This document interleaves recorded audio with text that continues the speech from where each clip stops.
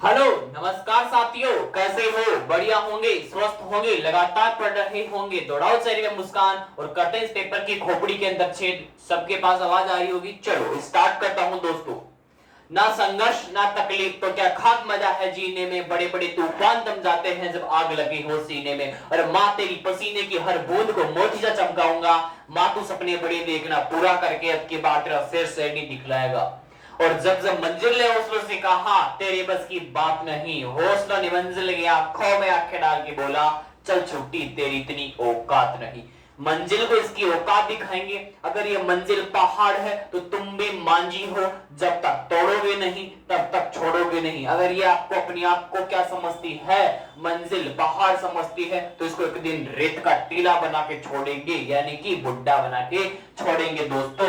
और सभी को पता होगा 27 तारीख को जेबीएनएल का पेपर था, पोस्टपोन्ड हो चुका है, उसकी डेट आ चुकी है। 23, 24, 25 अक्टूबर को होगा वो पेपर, क्योंकि अभी रीट का एग्जाम है 26 तारीख को, उसके कारण अभी कॉलेज की एग्जाम्स भी पोस्टपोन करके आगे कर दी गई है। तो ध्यान से तैयारी को और मजबूत बनाने के लिए आपको और एक महीने का टाइम मिल गया, तो आपको तैयारी करनी है। तैयारी को नहीं रोकना, पहले चल रही थी उसी हिसाब से तैयारी को करना है, क्योंकि माँ बाप का सपना है और रीट वालों के लिए वापस से सौगात है कि आपको पेपर अच्छे से देके आना है और माँ बाप को याद करके पेपर स्टार्ट कर देना अपना। चलो स्टार्ट करता हूं सबसे पहले आर पार की सीरीज। आर पार की सीरीज आज है #3 इसका। तीसरी सीरीज है आर पार की, जो आपके सपनों को साकार करेगी। स्टार्ट करता हूं दोस्तों आर पार की सीरीज का। पहला क्वेश्चन आपकी स्क्रीन के सामने। दक्षिणी भारत का मैनचेस्टर, दक्षिणी भारत का, ध्यान सुनना, दक्षिणी भारत का मैनचेस्टर पूछा हूं आपको। क्वेश्चन कैसे भी निकलेगा, इस मैनचेस्टर से 4 क्वेश्चन निकलते हैं, 4 मैनचेस्टर से। अभी नहीं लेके आऊंगा, अभी आपके सामने पे एक ही क्वेश्चन होगा मैनचेस्टर का। अब अगली सीरीज में क्वेश्चन डालूंगा, फिर अगली सीरीज में क्वेश्चन डालूंगा, अगली सीरीज में, क्योंकि मैनचेस्टर का ही होने में था, आज मैं लाने में पूरा मैनचेस्टर का ही था, लेकिन नहीं, अलग अलग क्वेश्चन होने चाहिए। तो अगर पूछे दक्षिणी भारत का मैनचेस्टर किसे कहते हैं, कोयम्बटूर को कहते हैं, यानी कि तमिलनाडु को कहते हैं। याद रखना, इंपॉर्टेंट क्वेश्चन है, ये क्वेश्चन पूछा हुआ भी है शायद एग्जाम में। दक्षिणी भारत का मैनचेस्टर कोयम्बटूर तमिलनाडु को। आपके स्क्रीन के सामने क्वेश्चन नंबर 2 है, कॉटन सिटी किसे कहते हैं। ये डायरेक्ट पूछा हुआ क्वेश्चन है, किस एग्जाम में मेरे दोस्तों, एसएससी में पूछा हुआ है। कॉटन सिटी किसे कहते हैं, ये क्वेश्चन पूछा हुआ है। मैंने 3 स्टार लगा दिए इसके ऊपर। कॉटन सिटी कैसे कहते हैं, कॉटन सिटी मुंबई को कहते हैं। किसको कहते हैं, मुंबई को कहते हैं। लोगों के सपनों का क्या है, ये मुंबई है। चलो मुंबई को क्या कहेंगे, कॉटन सिटी कहेंगे। अब क्वेश्चन नंबर 3 आपके सामने, ऐसा राज्य, बहुत इंपॉर्टेंट क्वेश्चन है, ध्यान से सुनना। ऐसा राज्य जहां क्षेत्रीय ग्रामीण बैंक नहीं है। ध्यान से पहले पर्सन को सुनना, उसके बाद में उसका आंसर देना। बार बार कह रहा हूं, गलत नहीं करना उसको। क्या है, ऐसा राज्य पूछा है आपको, जिला नहीं पूछा, राज्य पूछा है, देश नहीं पूछा, राज्य पूछा है, यानी कि भारत का क्वेश्चन है, पाकिस्तान का क्वेश्चन नहीं है। तो ऐसा राज्य जहां क्षेत्रीय ग्रामीण बैंक, इंपॉर्टेंट चीज है, क्षेत्रीय ग्रामीण बैंक नहीं है। कहां नहीं है, सिक्किम के अंदर नहीं है। और सिक्किम क्या है, एक राज्य है, तो सिक्किम के अंदर क्या नहीं है, क्षेत्रीय ग्रामीण बैंक नहीं है। बहुत गजब का क्वेश्चन है। क्वेश्चन नंबर आपके सामने 4 स्क्रीन के सामने, फटाफट से आंसर दो। अंतरराष्ट्रीय सौर गठबंधन यानी कि इंटरनेशनल सोलर अलायंस ISA का मुख्यालय कहां पे है। एकमात्र ऐसी संस्थान जिसका मुख्यालय भारत के अंदर कौन सी है, वो है कौन सी, ISA, अंतरराष्ट्रीय सौर अलायंस यानी कि सौर गठबंधन। बहुत इंपॉर्टेंट क्वेश्चन है। कहां पे है, दूध घाट की नगरी हरियाणा के अंदर है। कहां पे है, अरे है, मैं ये नहीं कह रहा मुख्यालय नहीं है संस्थाओं में, लेकिन एकमात्र ऐसी सोलर अलायंस है ये, ठीक है, जिसका मुख्यालय कहां है, गुरुग्राम हरियाणा के अंदर है। आगे आपकी स्क्रीन के सामने पांचवा क्वेश्चन साइंस से है। क्या है? हड्डियों का अध्ययन क्या कहलाता है? हड्डियों का अध्ययन क्या कहलाता है? हड्डी बोल दो या हस्ती बोल दो, बात एक ही, अस्थियां भी बोल सकते हो।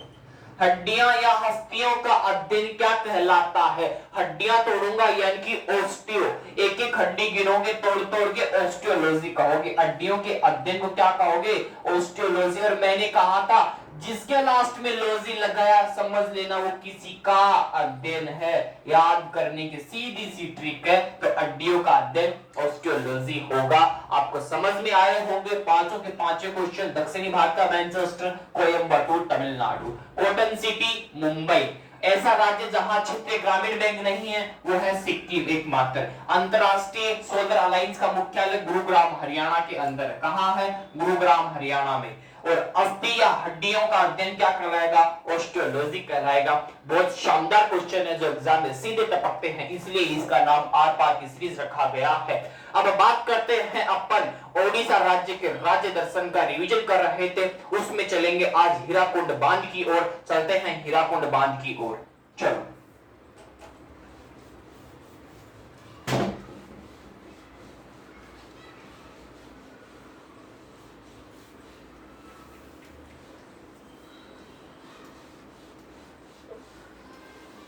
चलो रे भाई, चलो बताओ फटाफट से। ओडिशा राज्य दर्शन की बात करेंगे आज। ओडिशा का क्या बात करेंगे? राज्य दर्शन। उसका फटाफट से रिवीजन चल रहा था, सबको पता है। इसमें चल रहा है हीराकुंड बांध। हीराकुंड बांध,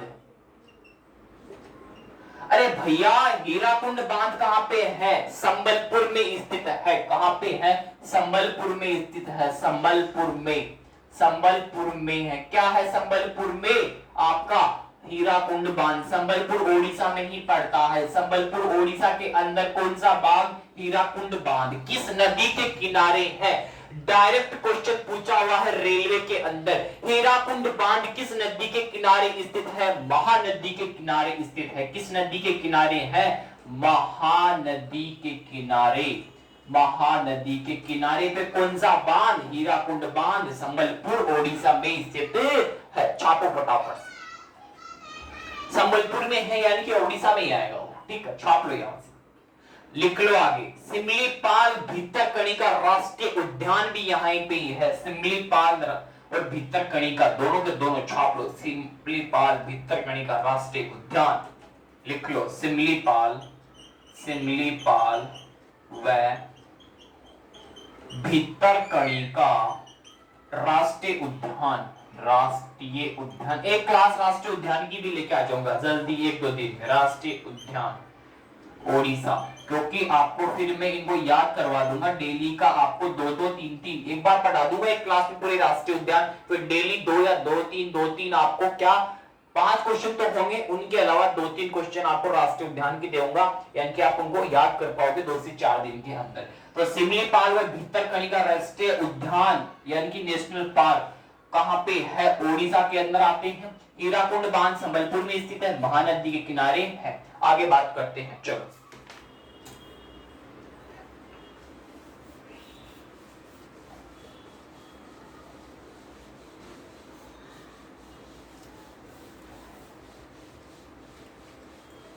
चलो रे भाई, आगे चलते हैं केंद्रीय चावल अनुसंधान की ओर।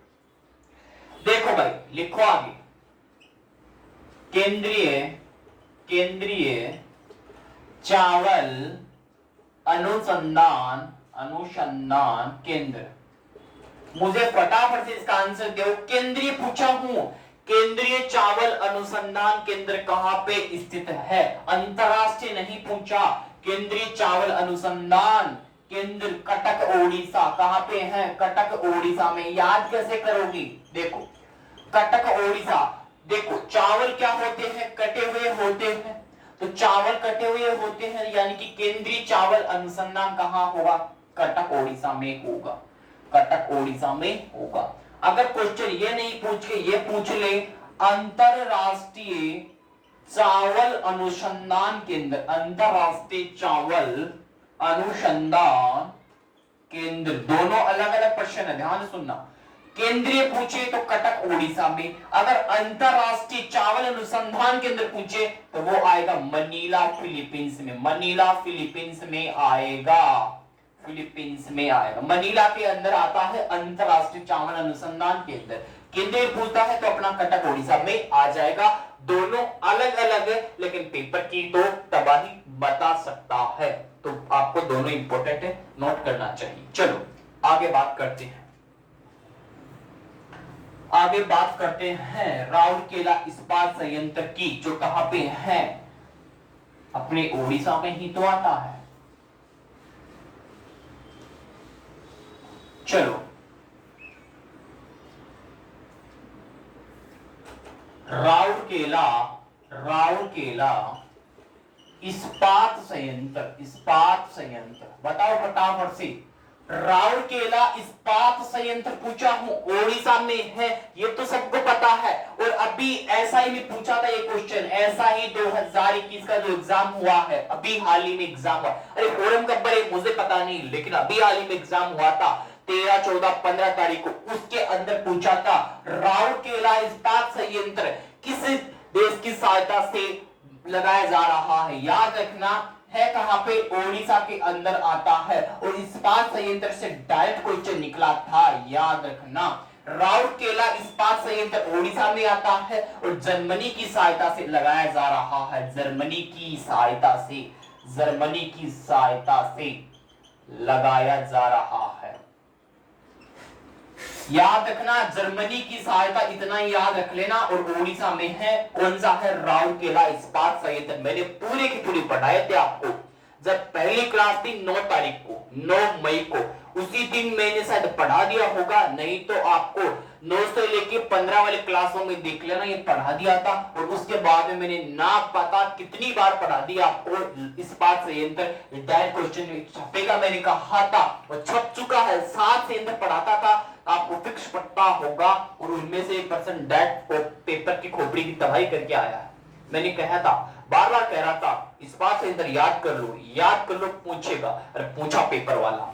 चलो बात करते, यहां तक तो उतारो। राउरकेला इस्पात संयंत्र ओडिशा में है, और किसकी सहायता से, जर्मनी की सहायता से, इंग्लैंड की सहायता से नहीं है।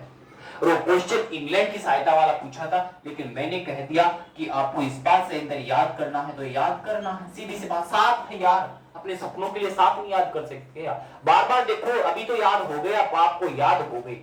चलो बात करते हैं आगे, अब बात करते हैं आगे की अपन। चलो सबसे युवा सांसद कौन है, सबसे युवा सांसद, सांसद और किस सीट से है वो, सबसे युवा सांसद चंद्राणी मुर्मू, किस सीट से, क्योजर सीट से, छाप लो। सबसे युवा सांसद चंद्राणी मुर्मू। गुरुजी आपने यहाँ पे ये क्यों पढ़ा रहे हो, क्योंकि चंद्राणी मुर्मू का संबंध ओडिशा से आता है। सबसे युवा सांसद चंद्राणी मुर्मू, चंद्राणी मुर्मू है, ठीक है, क्योजर सीट से आती है ये। सबसे युवा सांसद चंद्राणी मुर्मू क्योजर सीट से, क्योजर, क्योजर सीट से आती है। कौन आती है क्योजर सीट से दोस्तों, आपकी चंद्राणी मुर्मू सबसे युवा सांसद। और याद रखना 17वीं लोकसभा की है ये, कौन की है, 17वीं लोकसभा में है चंद्राणी मुर्मू। 17वीं लोकसभा पूछ सकता है, 17वीं लोकसभा में सबसे युवा सांसद पूछे चंद्राणी मुर्मू किस सीट से, क्योंजर सीट से, इनका संबंध ओडिशा से आता है। छाप लेना, डायरेक्ट पेपर में पूछ सकता है। 5 स्टार लगा दिए, 5 स्टार, छाप लो अब तो इसको। सबसे युवा सांसद चंद्राणी मुर्मू क्योजर सीट 17वीं लोकसभा की है, याद रखना ये इंपॉर्टेंट है, ये लाइन 17वीं लोकसभा। चलो आगे बात करते हैं, पूरा करवाऊंगा आज इसको, टेंशन मत लो, पूरा होगा आज ओडिशा, थोड़ा बहुत बचा होगा। चलो बात करते हैं आगे की फटाफट से।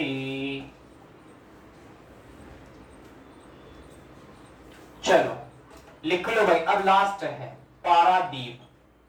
बताओ पारादीप कहां है, ओलिवे, रिडले, टर्टल, कछुए कहां से आते हैं, ओलिवे, ओलिवे, ओलिवे क्या है, रिडले, टर्टल, कछुए।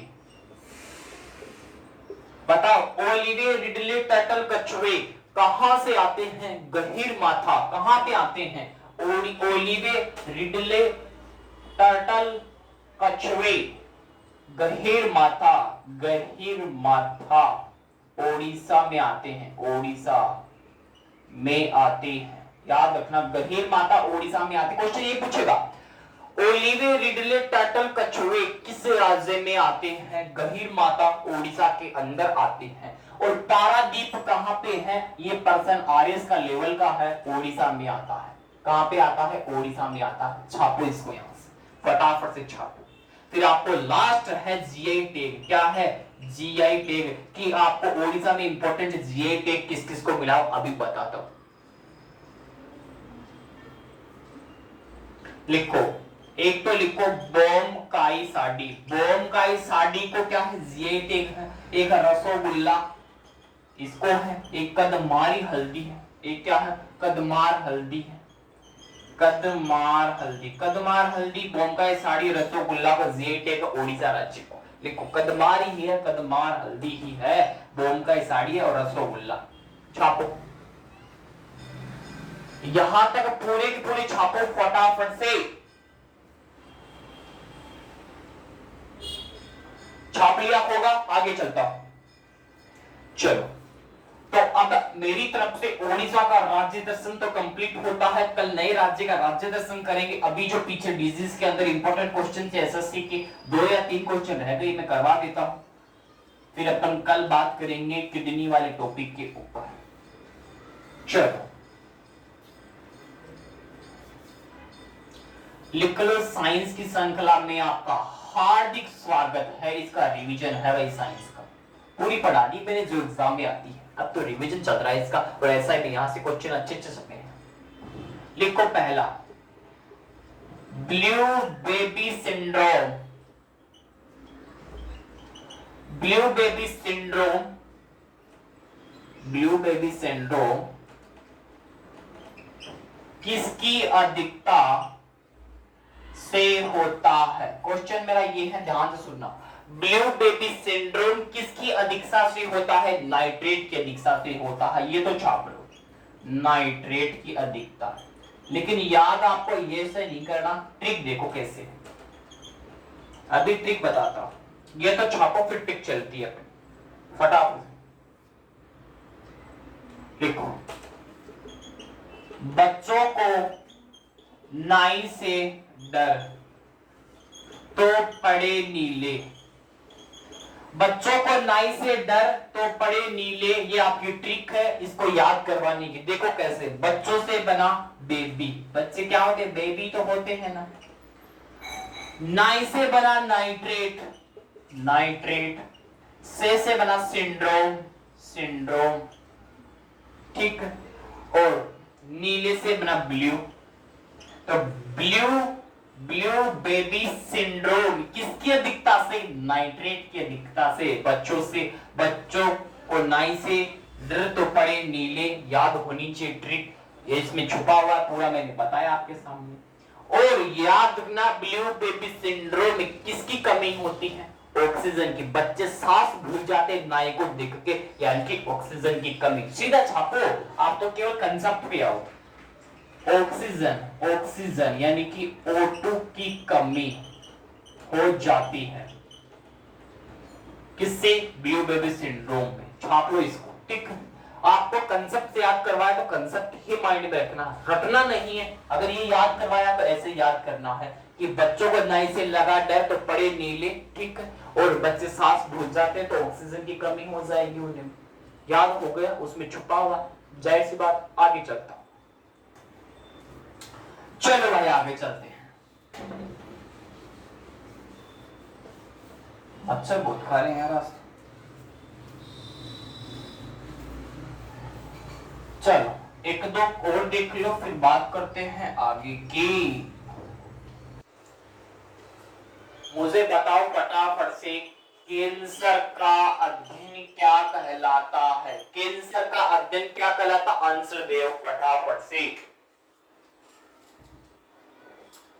कैंसर का अध्ययन क्या कहलाता है? फटाफट से आंसर फेंको इसका। फेंको भाई। नहीं पता? मैं बताता हूं।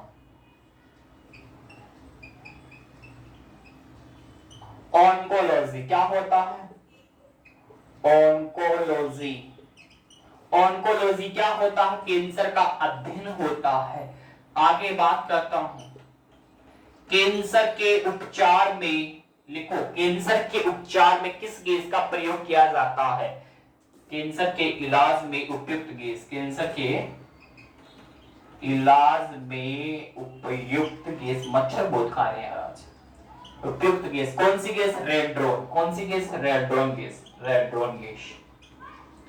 कैंसर के उपचार में रेड्रोन गैस का उपयोग किया जाता है, याद रखना। और कैंसर के उपचार में एक चीज का उपयोग और किया जाता है, कोबाल्ट 60।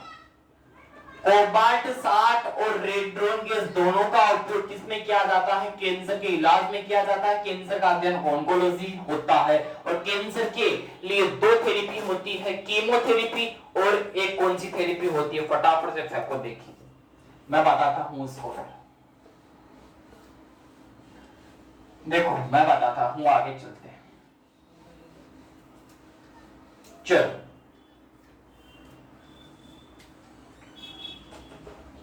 कैंसर के लिए होती है थेरेपी। कितनी थेरेपी होती है? दो थेरेपी होती है। कौन कौन सी? एक तो होती है रेडियोथेरेपी, रेडियोथेरेपी। एक होती है कीमोथेरेपी, कीमोथेरेपी। लास्ट है कीमोथेरेपी से आदमी बचता, दो होती है, ठीक है।